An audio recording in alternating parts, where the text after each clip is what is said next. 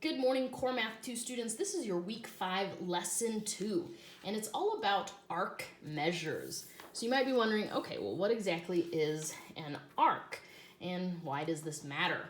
Well, an arc is a part of a circle out along the curve.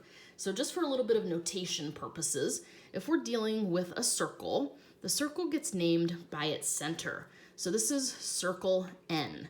So the symbol for a circle looks exactly like what it is. So circle N. Then the arc is named by two endpoints on the edge of the circle, on the curve itself. So that is arc MP. And it has a little arc symbol across the top so that you don't mistake it for a segment or anything like that. It's a curve. And so because it's a fraction or a portion of the circle, we can measure it not in distances, or at least not today, but we can give it an arc measure based on the degrees of the circle that the arc takes up. There are 360 degrees in a circle. And so if we look at the circle and the angle made between the center out to those two endpoints, out to the edge, the central angle at point N is exactly equal to the arc measure. So the measure of angle MNP, vertex at N, is equal to the measure of arc MP.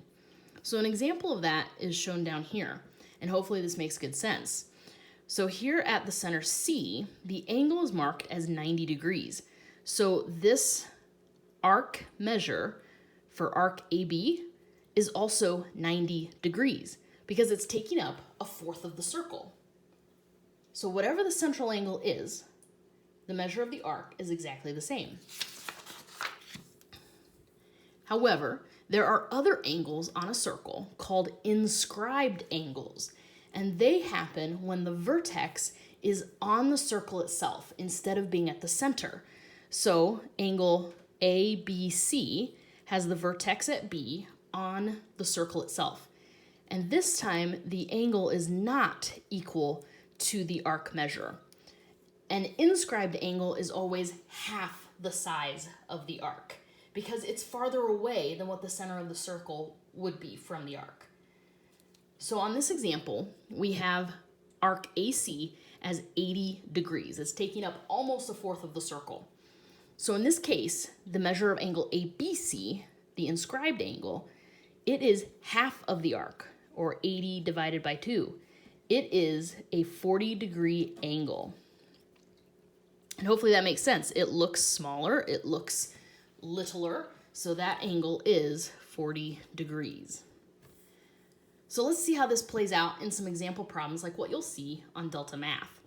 So here in example 1, we have angle ACB. C is at the center of the circle. This is a central angle.